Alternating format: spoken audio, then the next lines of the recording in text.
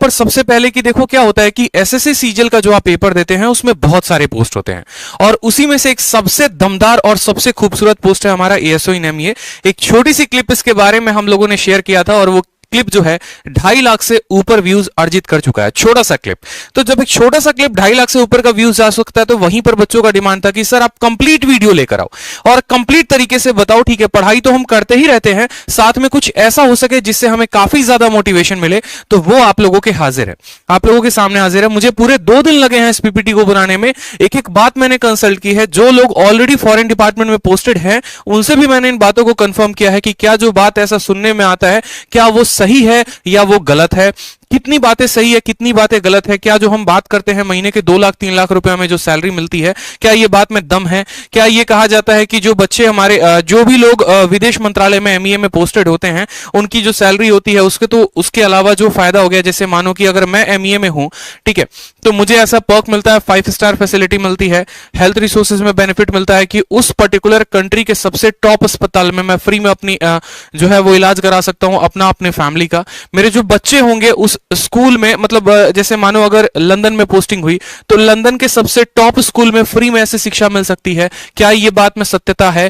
तो बिल्कुल इन सभी बातों को लेकर जितने भी आपके मन में 50 तरह के डाउट होंगे वो सभी के सभी मैं आप लोग को क्लियर करूंगा। भाई बहुत मेहनत की है मैंने आप सभी के लिए, तो आपका भी ये बात फर्ज बनता है कि तुरंत एक वीडियो को प्यारा सा लाइक कर दो, ठीक, और सब जगह पर शेयर कर दो भाई, ताकि ये जो बात है ना ये सब जाने और इससे सबका बेनिफिट हो सके। तो सबसे पहले जैसे कि यहां पर मैंने लिखा हुआ है एएसओ इन एमईए, एएसओ का फुल फॉर्म क्या होता है? असिस्टेंट सेक्शन ऑफिसर, और एमईए का फुल फॉर्म क्या होता है? मिनिस्ट्री ऑफ एक्सटर्नल अफेयर, यानी विदेश मंत्रालय। ठीक है, जैसे विदेश जो मंत्री थे हमारे पिछले सुषमा स्वराज थी जिनका निधन हो गया, ठीक है, तो इसके बारे में हमें पूरा कंप्लीट जानकारी हमें जो है वो प्राप्त मिलेगा। कंप्लीट प्रोसेस में आपको इस वीडियो में बताऊंगा कि एलिजिबिलिटी क्या होती है, एग्जाम क्या होता है, एज लिमिट कितने होते हैं, पावर कितनी है, सैलरी कितनी है, हर एक बात को लेकर। उसके पहले आप इस स्लाइड को देखो। देखो भारत में अगर आप रहते हैं तो आपको भारत में 3 तरह के पासपोर्ट मिलते हैं, बहुतों को यह बात नहीं पता, ठीक है, उसके बारे में आपको बताता हूं। 3 तरह के पासपोर्ट कैसे? सबसे पहले हो गया नेवी ब्लू कलर का पासपोर्ट, फिर हो गया व्हाइट कलर का, और फिर हो गया मरून कलर का। ठीक है, जो आम जनता होती है, जो आम नागरिक होते हैं, उन्हें मिलता है आपको नेवी ब्लू कलर का पासपोर्ट, जिसको हम कोड भी देते हैं नॉर्मल, ठीक है, पी फॉर पासपोर्ट, पब्लिक के लिए। जैसे मानो कि अगर आप पासपोर्ट बनवा रहे हो, आपके पिताजी बनवा रहे हैं, आपके पड़ोसी बनवा रहा है, तो उसको नेवी ब्लू कलर का पासपोर्ट मिलेगा। उसी तरीके से व्हाइट पासपोर्ट जो है वो सभी के सभी डिप्लोमा, यहां पर जो भी भारत की तरफ से जाते हैं, जो रिप्रेजेंटेटिव होते हैं, जो अदर कंट्री में जाके रिप्रेजेंट करेंगे, जैसे आप विदेश मंत्रालय में लगेंगे तो आपको व्हाइट मिलेगा। और मरून कलर का जो पासपोर्ट होता है ये डिप्लोमेटिक पासपोर्ट होता है, ये ऑफिशियल पासपोर्ट है और ये डिप्लोमेटिक पासपोर्ट।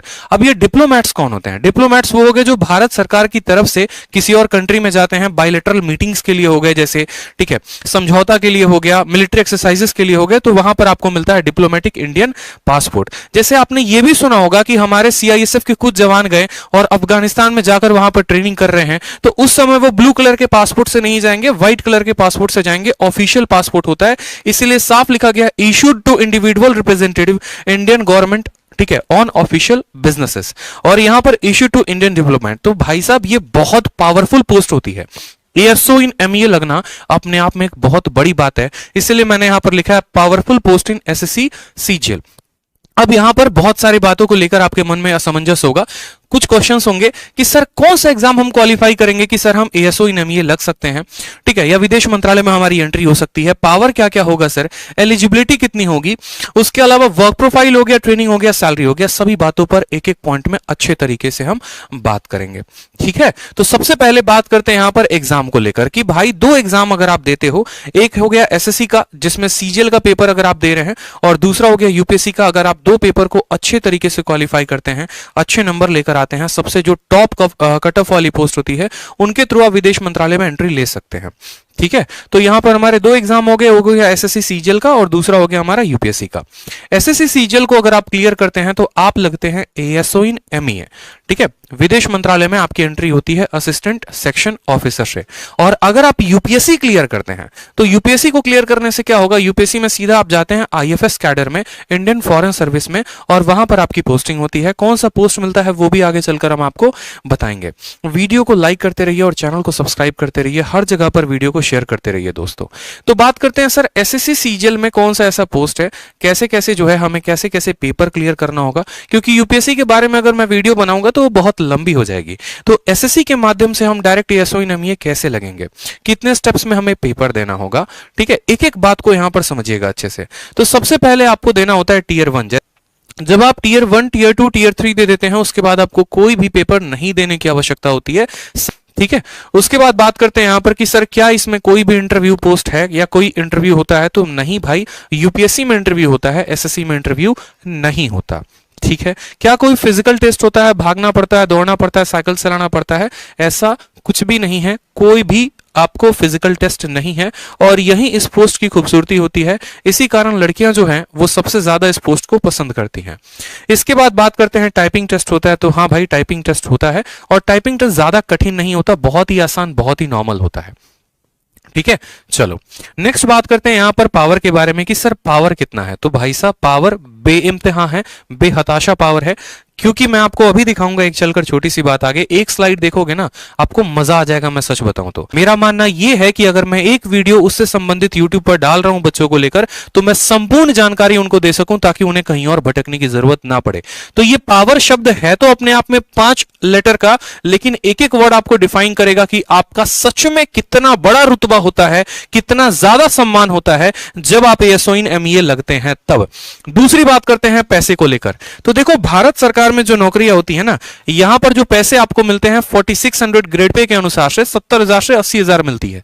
पैसा यहां तब बरसता है आपके अकाउंट में जब आप विदेश में पोस्टिंग लेते हैं, तब आपको महीने के 2-2 लाख 3-3 लाख रुपए मिलते हैं, वो भी हम आगे चलकर डिस्कस करेंगे। और बात करते हैं सोशल स्टेटस की। तो देखो जो बिहार और यूपी के लोग होते हैं उनके लिए मैं एक बात बताता हूं। देखो जैसे मैं भी बिहार का हूं, तो हमारे यहां अगर आप किसी को बोलेंगे ना कि इनकम टैक्स, तो इनकम टैक्स का माइंडसेट बहुत बड़ा है। लेकिन अगर आप किसी को एमईए बोलेंगे ना, तो उनका माइंडसेट उतना बड़ा नहीं है, वो उस तरीके से नहीं समझेंगे, अच्छा एमईए क्या बोल रहा है पता ही नहीं। बहुतों को लगता है अरे एमईए तो पहली बार सुन रहे हैं, लेकिन आप उन्हें बोलो विदेश मंत्रालय।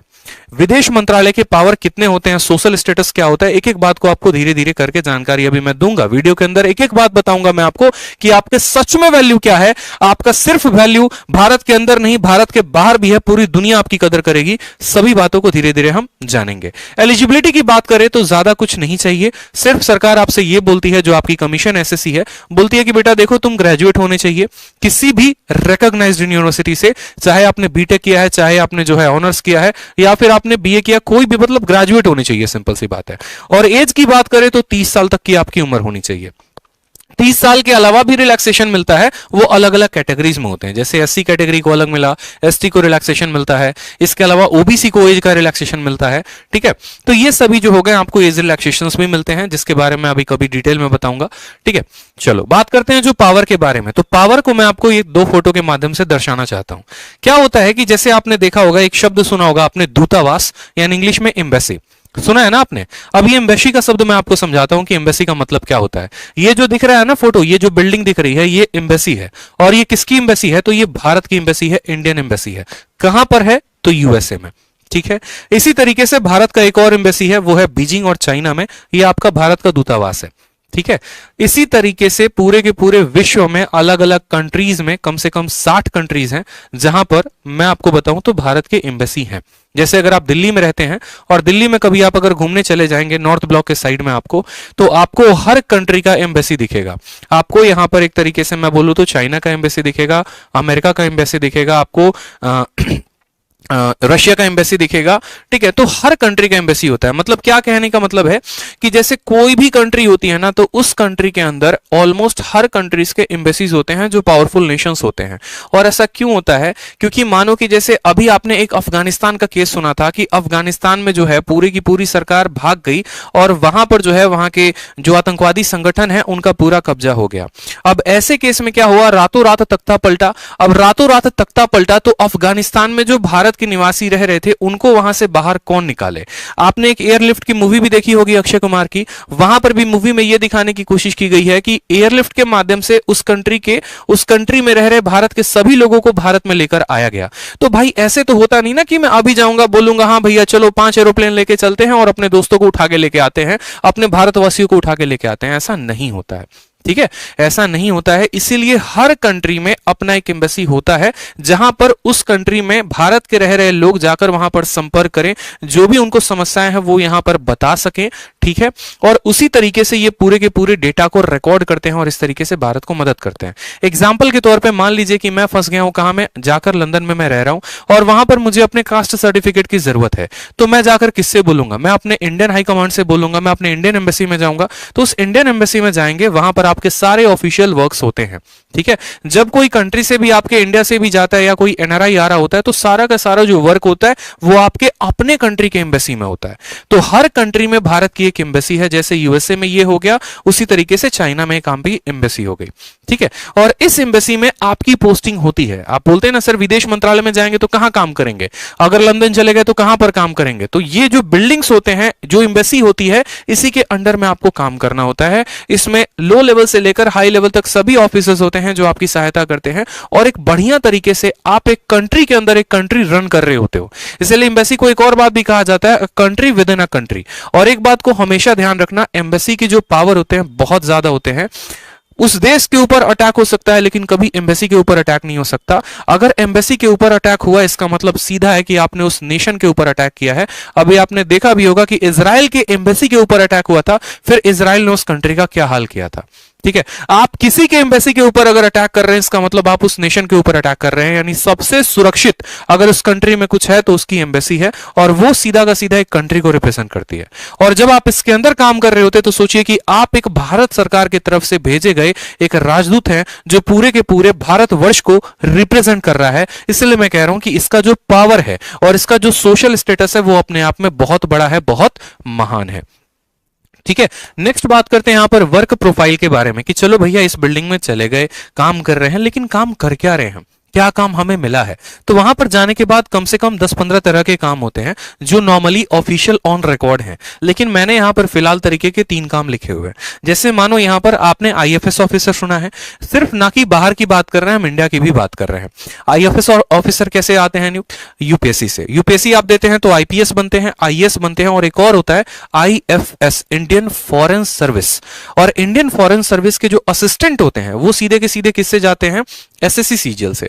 यानी अगर आप यूपीएससी क्वालिफाई करेंगे तो आप आईएफएस ऑफिसर बनेंगे, और अगर आप यूपीएससी क्वालिफाई नहीं कर रहे, एसएससी से जा रहे हैं, तो आप उनके असिस्टेंट बनेंगे। धीरे धीरे आपका प्रमोशन होने के बाद भी आप भी जो है आईएफएस कैडर में आ जाते हैं। दोस्तों 1000+ लाइव कर दो, बहुत बड़ी जानकारी मैं आपको दे रहा हूं, इसीलिए मैंने कहा कि मुझे टोटल 2 दिन लगे हैं, 48 घंटे, तब जाकर ये पीपीटी बनी है। अलग अलग लोगों से मैंने संपर्क किया है, जो ऑलरेडी कोई बगदाद में पोस्टेड है, वहां से उनसे मैंने बात की फेसबुक के माध्यम से। ऑलरेडी जो है दिल्ली में कोई पोस्टेड है तो उनसे मेरी बात हुई है, तब जाकर एक कंप्लीट जानकारी मैं आप लोगों के लिए लेकर आया हूं, ताकि एक सही जानकारी मैं आपको दे सकूं, और ये एक अलग आपके अंदर पैदा कर सके कि नहीं यार अब तो मुझे भी करना है। आज बहुतों का सपना मैं बना देने वाला हूं यहां पर, कि आप चयनित कर लोगे कि हां भाई हम भी एएसओ इन एमईए लगेंगे, देख लेना। बस आज यहां सर दिखा रहे हैं और अब मेरे माइंड में ये पिक्चर जा रहा है, और अब तो मेरा विजन और क्लियर हो गया है। अब तो भैया एसएससी में रैंक लेकर आएंगे और एमईए बनकर रहेंगे। इसीलिए कह रहा हूं वीडियो को ज्यादा से ज्यादा लोगों तक शेयर कर दो, ठीक है, ताकि सबका बेनिफिट हो सके, सब ये पार्ट को जान सके। चलो नेक्स्ट बात करते हैं फाइलिंग वर्क इन एमओयू। अब देखो क्या होता है ये एमओयू शब्द, अगर आप करंट अफेयर पढ़ते होंगे तो आपने पढ़ा होगा मेमोरेंडम ऑफ अंडरस्टैंडिंग। ठीक है, क्या होता है कि जैसे मानो यहां पर आपने बहुत बार ऐसा भी सुना होगा कि यार इंडिया का समझौता हुआ है रशिया के साथ कि हम तुमको इतने वेपन्स देंगे, तुम हमें इतने वेपन्स दोगे। ठीक है, तो ऐसा नहीं होता कि मोदी जी जाके खुद जो है व्लादिमीर पुतिन के साथ बैठ के और बात कर लेंगे, हाँ भैया देखो हम तुमको 10 ब्रह्मोस दे रहे हैं, तुम हमको इतना ये देना वो देना, ऐसे नहीं होता। एक मेमोरेंडम ऑफ अंडरस्टैंडिंग जब बनता है तो उस कंट्री में जो हमारे डिप्लोमेट्स होते हैं वो पूरे के पूरे यहां पर सहयोग करते हैं, उनके सहायता से ही कोई भी चीज है वो लेन देन होती है यहां पर। ठीक है, तो वो असिस्ट करते हैं सबसे पहले आईएफएस ऑफिसर को। इसके अलावा फाइलिंग वर्क जो एमओयूज का होता है उनमें सबसे ज्यादा जो रोल होता है वो एएसओस का होता है, एमईए विदेश मंत्रालय वालों का सबसे ज्यादा हस्तक्षेप होता है। इसके अलावा आपने और भी बहुत सारे केसेस देखे होंगे, जैसे सुषमा स्वराज को किसी ने ट्विटर पर टैग कर दिया कि हम दुबई में काम करने आए थे और 5 साल हो गया, हमको बंधक बना के रख लिया गया है, प्लीज हमारी सहायता करिए। और ऐसे ऐसे वीडियो सुषमा स्वराज के पास आते थे, वो तुरंत विदेश मंत्रालय को वहां पर सूचित करती थी और वहां पर उस व्यक्ति को फिर वहां से छुड़ाया जाता था कानूनी प्रक्रिया करके। ठीक है, जैसे आपके विजय माल्या हो गए, वो भाग गए, या कोई और नीरव मोदी भाग गए यहां पर, तो फिर उसके बाद उसकी जिम्मेदारी जो होती है वो विदेश मंत्रालय की हो जाती है और सारा ट्रैक रिकॉर्ड सब कुछ जो है वो वही मॉनिटर कर रहे होते हैं। इसके अलावा यहां पर आपने देखा इंटरनेशनल कोऑर्डिनेशन, ये बहुत जरूरी है। जैसे मानो यहां का अगर कोई भी स्टेट का सीएम हो गया या किसी हमारे जो पीएम हो गए, वो अगर किसी कंट्री में जा रहे हैं, ठीक है, तो उनके साथ जो है माने मानो कि अगर मैं एक तरीके से बोलूं यहां पर कि पाकिस्तान के जैसे मान लो कि यहां पर इमरान खान हो गए, ठीक है, और उनके साथ मीटिंग करानी है, किनकी, मोदी जी की मीटिंग करानी है, किसी पर्टिकुलर पॉइंट पर मीटिंग करानी है, तो जो कोऑर्डिनेशन होगा, कोऑर्डिनेशन कैसे हो गया, कोई ऐसी कंट्री है जहां पर वो हिंदी नहीं बोलते और हम हैं जो हिंदी बोलते हैं, तो कोऑर्डिनेशन कराने के लिए जो है वहां पर उस तरीके से इस्तेमाल जो है, वहां पर जो सहयोग है वो सहयोग हमारे विदेश मंत्रालय की पूरी टीम करती है। जो ट्रांसलेटर हो गए, जो वहां पर ऑफिशियल पेपर वर्क हो गया, एवरीथिंग जो भी होता है वही विदेश मंत्रालय के बिल्डिंग से, वही विदेश मंत्रालय के डिपार्टमेंट से होता है। ठीक है, और जो लास्ट हो गया वो हो गया एनआरआई का, जिसके बारे में आप जानते हैं। ठीक है भाई, चलो, मेडिकल इश्यू नहीं है। और एक और फायदा मैं आपको बता दूं, जो कलर ब्लाइंड लोग होते हैं ना, वो भी विदेश मंत्रालय के लिए अप्लाई कर सकते हैं। इस बात को बड़े ध्यान से समझिएगा। हर कोई अपने दोस्तों को वीडियो शेयर कर दो, स्टेटस पे लगा दो। मैं बार बार कह रहा हूं, ऐसी जानकारी नहीं मिलेगी। आप वीडियो को शेयर करेंगे तभी मुझे मोटिवेशन आएगा, तभी मैं और ऐसी वीडियो आप लोगों के लिए यूट्यूब पर लेकर आऊंगा और आप लोगों के एक एक सेकंड की वैल्यू आपको दूंगा मैं। तो वीडियो को शेयर करिए दोस्त, हर जगह पर शेयर करिए। ठीक है, हर जगह पर शेयर करिए ताकि हर किसी का बेनिफिट हो और मुझे भी मोटिवेशन मिले कि मैं आप लोगों के लिए कुछ नया कर सकूं। ठीक है, इसके अलावा बात करते हैं यहां पर ट्रेनिंग के लिए। तो देखो आप लोगों की ट्रेनिंग कहां पर होती है। ट्रेनिंग जो होती है वो आपको जेएनयू में होती है। जैसा कि आपने सुना होगा, कन्हैया कुमार के नाम से भी जेएनयू काफी फेमस हो गया था। और बाकी यहां पर जेएनयू में जो है आए दिन प्रोटेस्ट भी चलते रहता है, ये भी आप जानते हैं। और यहां से बहुत बड़े बड़े पास आउट हुए हैं। तो यहीं पर एक ब्लॉक है एफएसआई, वहीं पर आपकी ट्रेनिंग चल रही होती है। इसमें किसकी किसकी ट्रेनिंग चलती है ये बात जान लीजिए। लबासना तो आप सब जानते हैं कि यूपीएससी का जब ट्रेनिंग होता है वो लबासना में होता है, लेकिन वहां से जब लोग अलग अलग कैडर के बाद आते हैं तो जो आईएफएस ऑफिसर्स हो गए उनकी भी ट्रेनिंग इसी जेएनयू में होती है।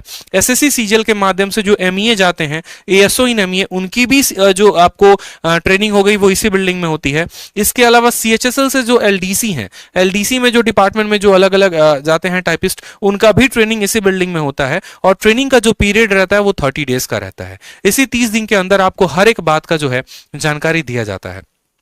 ठीक है, बच्चा पूछ रहा है कि सर आपका नाम क्या है। हमारा नाम आदित्य रंजन है।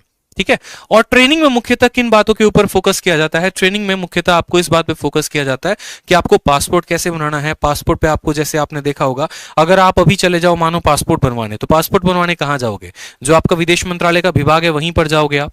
ठीक है, तो ट्रेनिंग में ये सभी बातों के ऊपर फोकस किया जाता है। वीजा से संबंधित जुड़ी जानकारी, पासपोर्ट से संबंधित कि कौन सा नकली है कौन सा असली है। ठीक है, किसी का पासपोर्ट बनाना है, वीजा बनाना है किसी और कंट्री का, तो सभी जो है वहीं पर विभाग में होते हैं। इसके अलावा कुछ आपको एमईए के एडमिनिस्ट्रेशन बताए जाते हैं। ये सभी बातें मैंने यहां पर लिख रखा है। ट्रेड से संबंधित कुछ जानकारी हो गई, तो ये सभी के ऊपर आपको जो है 2-2 दिन 3-3 दिन करके आपका जो ट्रेनिंग होता है 30 दिन पूरा किया जाता है और इन सभी चीजों के बारे में आपको जानकारी दी जाती है। जैसे कि मैंने आपको सीबीआई में बताया था, सीबीआई में ट्रेनिंग कैसे होता है। सीबीआई वाली वीडियो जिन्होंने नहीं देखी है वो जाके मेरी 60 दिन 60 मैराथन के प्लेलिस्ट में देख लेंगे। इनकम टैक्स ऑफिसर की जिन्होंने देखी है वो भी जाके 60 दिन 60 मैराथन में देख लेंगे। ठीक है, तो जैसे कि मैंने बताया था कि सीबीआई में क्या होता है कि आपको बंदूक चलाना सिखाते हैं। ठीक है, आपको जो है नारकोटिक्स के बारे में पूरा का पूरा बताते हैं, ड्रग्स के बारे में पूरा बताते हैं, पूरा लॉ एंड ऑर्डर आपको पढ़ाते हैं। तो यहां पर आपको ना बंदूक चलाना सिखाएंगे, ना लॉ एंड ऑर्डर पढ़ाएंगे, ना आपको नारकोटिक्स के बारे में बताएंगे। जो इनका ऑफिशियल वर्क होगा उसके बारे में पूरी की पूरी जानकारी आपको दी जाएगी। 35 वीक नहीं कह रहा मैं, यहां पर 30 डेज कह रहा हूं, क्योंकि 30 दिन के अंदर इसकी ट्रेनिंग खत्म हो जाती है। 30 दिन के अंदर ट्रेनिंग खत्म। और एक और बात बता दे, अगर एसएससी सीजीएल में सबसे पहले किसी पोस्ट की ज्वाइनिंग आती है तो वो इसकी आती है। एग्जाम्पल मैं आपको दे रहा हूं, 2017 सीजीएल का जब रिजल्ट आया था तो तो रिजल्ट के 1 महीने के बाद यहां पर ज्वाइनिंग लेटर आ गया था, ट्रेनिंग का लेटर आ गया था कि भैया पहुंच जाइए जेएनयू, अपना बोरिया बिस्तर लेकर, वहां पर आपकी ट्रेनिंग शुरू हो जाएगी। लेकिन अगर वहीं हम एक्साइज इंस्पेक्टर की बात करें तो ये जो एक्साइज इंस्पेक्टर है, अभी इनका जो ज्वाइनिंग आया है वो पिछले 2021 के दिसंबर में आया है। तो सबसे फास्ट अगर किसी की ज्वाइनिंग आती है तो विदेश मंत्रालय की आती है, एएसओ इन एमईए की, और सबसे लेट अगर किसी का आता है तो वो एक्साइज इंस्पेक्टर होता है। इस बातों को भी ध्यान रखेंगे। मतलब जब तक एक एक्साइज इंस्पेक्टर का पर्सन ज्वाइन करेगा तब तक 1 साल की जो सैलरी है या 1 साल का जो प्रमोशन ग्रोथ है वो आपको विदेश मंत्रालय से मिल जाता है। जो सबसे इंपॉर्टेंट बात होती है वो है पोस्टिंग के बारे में। पोस्टिंग के बारे में बहुत बच्चे जो होते हैं सोच रहे होते हैं, अरे ऐसे कैसे, हमको क्या पहले पोस्टिंग में लंदन भेज देगा, दूसरे पोस्टिंग में क्या हमको अफगानिस्तान बगदाद भेज देगा, पाकिस्तान भेज देगा। तो पोस्टिंग के बारे में एक बहुत मिथ चल रहा होता है, ठीक है, कि किसी को क्या ऐसे थोड़ी है कि लंदन भेज दे। तो कैसे पोस्टिंग होता है, प्रोसीजर क्या होता है, जानकारी कैसे होती है, सब बातों को समझो।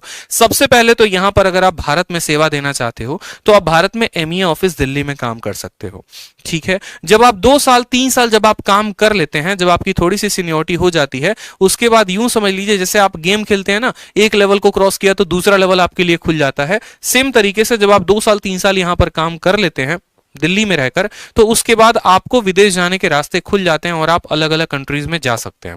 अलग अलग कंट्रीज में जाने का भी क्या प्रोसीजर है वो भी हम आपको बताएंगे। पहले भारत में समझ लेते हैं कि भारत में कहां कहां काम करना है।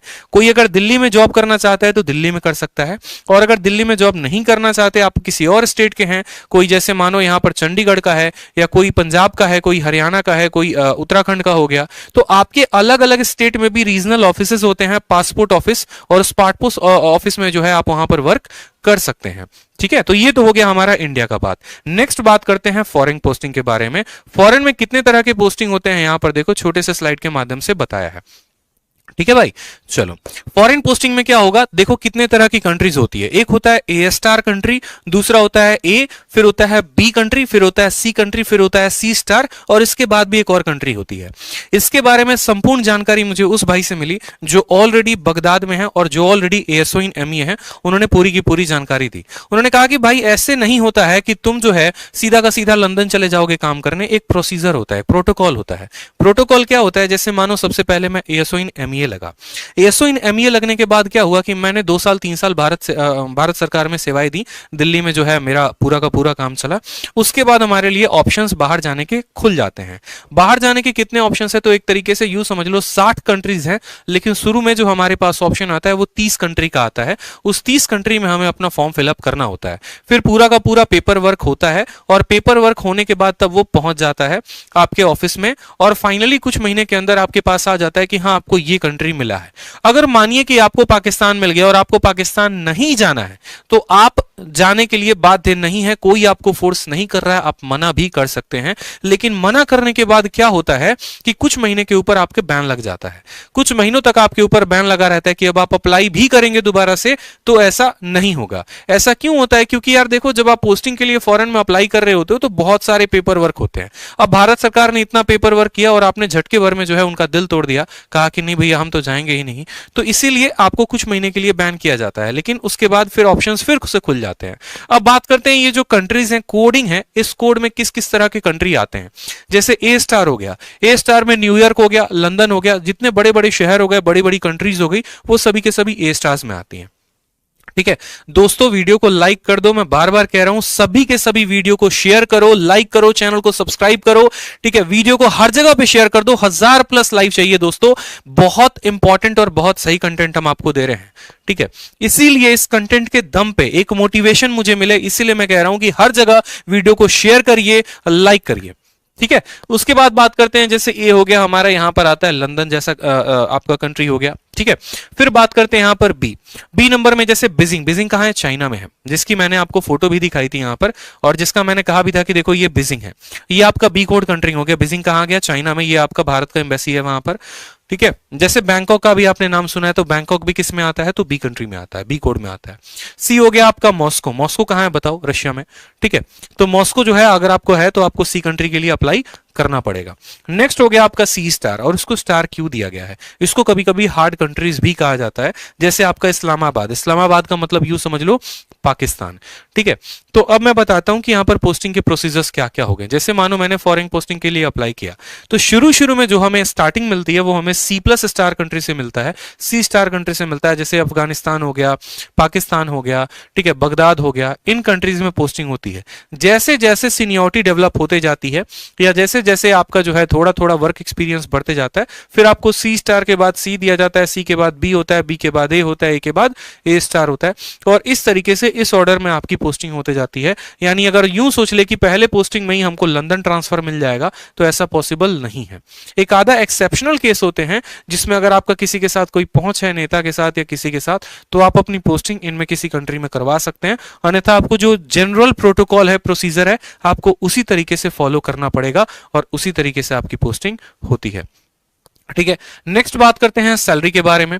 तो जो सैलरी है वो इंडिया में आपको 70+ के करीब में मिलता है, लेकिन जैसे आप इंडिया से बाहर जाते हैं, किसी और कंट्री में जाते हैं, जैसे मानो कि कोई बगदाद में है या यूं समझ लो कोई लंदन में है, ठीक है, या कोई आपका जर्मनी में है, तो उसकी सैलरी कितनी होगी? क्या उसको 70,000 रुपया ही मिलेगा? तो ऐसा नहीं है। देखो क्या होता है कि सैलरी जो डिसाइड होती है ना, वो करेंसी के पावर के ऊपर डिसाइड होती है। एग्जाम्पल के तौर पर यूं समझ लो कि अगर भारत में ये सैलरी 70,000 है, तो विदेश में यही सैलरी जाकर उनके अकॉर्डिंग कितना हो जाएगा, वहां के खर्च के अकॉर्डिंग, वहां के महंगाई के अकॉर्डिंग सभी चीजों को कैलकुलेट किया जाता है कि यहां पर अगर हम जो हाउस अलाउंस है 8,000 रुपया किराया दे रहे हैं, तो क्या वहां पर अगर कोई फ्लैट लेगा तो क्या 8,000 में निपट जाएगा? इन सभी चीजों को कैलकुलेट करते हुए जो आपका अप्रोक्सीमेट इंडियन करेंसी में कन्वर्ट करने के बाद जो सैलरी आती है वो 2 से 3 लाख रुपए आती है। किसी किसी कंट्री में 2 लाख है, किसी में 2.5 लाख है, किसी में 3 लाख है। तो फॉरेन पोस्टिंग में इंडियन करेंसी के हिसाब से आपको 2 से 3 लाख रुपए मिल जाता है महीने के, जो कि अपने आप में बहुत बड़ी बात है। इसमें आराम से जो है आप 1 लाख 1.5 लाख रुपया खर्चा करके बाकी पूरा का पूरा आप सेव कर सकते हैं, अपने घर बेच सकते हैं, कोई भी काम आप कर सकते हैं। इसलिए सबसे लुक्रेटिव और प्रॉफिटेबल जो पोस्ट होता है वो MEO कहा जाता है, जिसमें सबसे ज्यादा सैलरी होता है। इसके अलावा दोस्तों ये बात समझो, ये जो पर्क्स है ये अपने आप में बहुत बड़ा बात है। अगर मैं बोलूं ना कि मुझे मोटिवेशन कैसे मिलेगा, जाहिर सी बात है, इंसानी फितरत है, किसी को भी मोटिवेशन मिलता है तो पैसे से मिलता है, किसी को भी मोटिवेशन मिलता है तो एक तरीके से उसके बेनिफिट से, जो उससे फायदे हैं। जैसे मानो मैंने आपको कहा 2 मोबाइल है, एक रेडमी हो गया और एक नोकिया हो गया, और मैंने कहा कि आप इसमें कौन सा लोगे, तो आप क्या देखते हो? फीचर्स देखते हो, यार इसके फीचर्स अच्छे हैं, इसकी क्वालिटी अच्छी है, तो ये वाला मोबाइल लेंगे। उसी तरीके से जब आप SSC का पेपर दे देंगे, तो पेपर देने के बाद डॉक्यूमेंट वेरिफिकेशन में जब जाएंगे, पोस्ट प्रेफरेंस जब भरेंगे, तो बहुत सारे पोस्ट हैं, तो उसमें आप किसको सबसे पहले नंबर पर स्थान देंगे? वो कब देते हैं? जब आप अपना देखते हैं कि हाँ भाई इससे संबंधित क्या क्या फायदे हो सकते हैं। ठीक है, कोई अगर मानो घूमना चाहता है, ठीक, अलग अलग कंट्रीज में, तो वो MEA के लिए अप्लाई करता है। कोई पुलिस की सर्विस में जाना चाहता है तो CBI या एक्साइज इंस्पेक्टर में जाता है। किसी को नॉर्मल ऑफिस लाइफ चाहिए तो वो CSS में जाता है। तो उस तरीके से इसमें क्या क्या फर्क होता है, पर्क जो है, बेनिफिट जो है वो क्या क्या मिलता है? तो सबसे पहले बहुत ज्यादा सैलरी होती है, जैसा कि मैंने बताया 2 लाख से 3 लाख रुपए के करीब में। ठीक है, इसके बाद बेस्ट अमेनिटीज। अब बेस्ट अमेनिटीज के बारे में थोड़ा सा जानकारी देता हूं, जिसमें मैंने हेल्थ और एजुकेशन लिखा है। जैसे मानो आप भारत में 70,000 रुपए महीना कमा रहे हो, ठीक है, आप बीमार पड़ गए, आपको क्या होगा कि खर्चा कराने में ही, इलाज कराने में ही आपके पूरी की पूरी सैलरी चली जाएगी। या आपके बच्चे थोड़े थोड़े बड़े हो रहे हैं, आप उनको सबसे टॉप स्कूल में रख रहे हो, महंगाई का जमाना इतना है, महीने के 10-10 हजार रुपए आपका महीने का फीस लग रहा है। लेकिन अगर आप ASO इन MEA लगते हैं तो ये 2 चीजें जो है आपकी भारत सरकार देती है। ठीक है, यानी आप बीमार हुए या आपके परिवार में कोई भी बीमार हुआ तो उस कंट्री के सबसे उच्च अस्पताल में आप फ्री में इलाज करवा सकते हैं, कोई रुपया नहीं लगेगा। और उस कंट्री के सबसे टॉप स्कूल में 12वीं तक, 12th तक आप अपने बच्चे की फ्री में पढ़ाई करवा सकते हैं। उसका पूरा का पूरा जिम्मा कौन उठाता है? भारत सरकार उठाती है। ठीक है, कौन उठाता है? भारत सरकार उठाती है। नेक्स्ट बात करते हैं 5 स्टार अकोमोडेशन। 5 स्टार अकोमोडेशन क्या है? जैसे मानो मुझे पोस्टिंग मिली कहां पर? जर्मनी में, और जर्मनी में गया तो मुझे वहां पर कोई एक जो है हाउस मिला ही नहीं, सरकार की तरफ से रहने के लिए कहीं पर कोई अभी क्वार्टर अवेलेबल ही नहीं है। तो क्या होगा, मैं वहां के किसी भी 5 स्टार होटल में रह सकता हूं, और जितना भी खर्चा आएगा वो पूरा का पूरा खर्चा कौन देगा? तो भारत सरकार देगी। यानी जब तक हमें यहां पर क्वार्टर नहीं मिलता है तब तक 5 स्टार अकोमोडेशन मिलता है। और ये किसके तरफ से होता है? तो तो भारत सरकार की तरफ से मिलता है यहाँ पे। नेक्स्ट बात करें तो फिक्स टाइम जॉब होता है, बहुत इंपॉर्टेंट, जैसे 9 बजे से लेकर 5:30 बजे तक, 10 से 5:30 भी कर सकते हो, ये फिक्स टाइम जॉब है। अब बोलोगे सर क्यों फिक्स टाइम जॉब के बारे में इसमें ज्यादा प्रेशर दे रहे हैं? क्योंकि बहुत मेरे भाई ऐसे होते हैं जो यूपीएससी की तैयारी करना चाहते हैं या अलग अलग परीक्षाओं की तैयारी करने में इच्छुक होते हैं। उनके लिए क्या होता है कि यार एक ऐसा जॉब हो कि शाम के बाद आऊं घर पे तो फोन ना आए ऑफिस का कि भाई तुमने ये फाइल क्यों अधूरा छोड़ दिया, तुमने वो क्यों छोड़ दिया। तो इसमें यह फायदा है कि फिक्स टाइम की जॉब है, घर पे आने के बाद आपको टेंशन नहीं है क्या हुआ ऑफिस में क्या नहीं हुआ, आप आराम से रिलैक्स होकर आगे यूपीएससी की तैयारी कर सकते हैं या किसी भी एग्जाम की या कोई और अपना काम कर सकते हैं। तो ये बहुत फायदेमंद होता है। नेक्स्ट बात करें यहां पर तो व्हाइट पासपोर्ट, ये व्हाइट पासपोर्ट का है ना भाई बहुत महत्व है यहां पे। जैसे कि मैंने शुरू में ही वीडियो को बताया था कि 3 तरह के पासपोर्ट होते हैं, ब्लू कलर का, नेवी ब्लू हो गया, व्हाइट हो गया और मरून हो गया, ठीक है।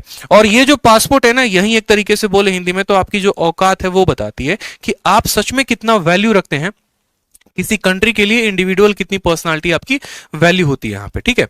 जैसे मानो यहां पर ब्लू पासपोर्ट हो गया, ये पूरे भारत में हर व्यक्ति के पास है, किसी के पास कोई भी बनवा सकता है। व्हाइट पासपोर्ट हर किसी के बस की बात नहीं होती, उन्हीं को मिलता है जो भारत सरकार के ऑफिशियल्स होते हैं। इसे लिखा गया official Indian passport issued to individuals representing Indian government on official businesses. और जो तीसरा हो गया मरून हो गया, जब कोई नेता या कोई बड़े ऑफिसर्स होते हैं, जो डिप्लोमैट्स होते हैं, ठीक है, जब वो किसी मीटिंग के लिए जाते हैं किसी कंट्री में तो वो उनको मिलता है, ठीक। तो ये जो पासपोर्ट है यही आपके लिए बहुत बड़ी बात है। एग्जांपल मैं आपको देना चाहूंगा, अगर शाहरुख खान जा रहे हैं और मैं एक एएसओ इन एमए हूं, ठीक है, तो जैसे शाहरुख खान अगर गए तो उनको भाई साहब पूरी चेकिंग चलती है, आपने पता भी है।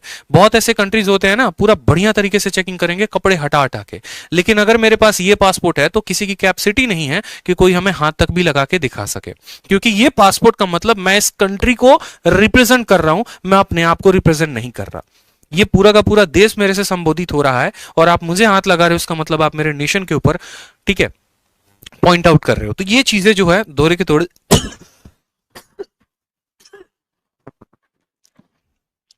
बेनिफिट मिलते हैं, ठीक है। नेक्स्ट बात करते हैं यहां पर प्रमोशंस के बारे में कि प्रमोशन जो है वो कैसे मिलता है। तो प्रमोशन के बारे में सबसे पहले जान लेते हैं, ठीक है, प्रमोशन के बारे में सबसे पहले जानिए। तो सबसे पहले अगर आप सीजीएल क्वालिफाई करते हैं तो सीजीएल से आप लगते हैं असिस्टेंट सेक्शन ऑफिसर, एएसओ इन एमईए, ठीक है।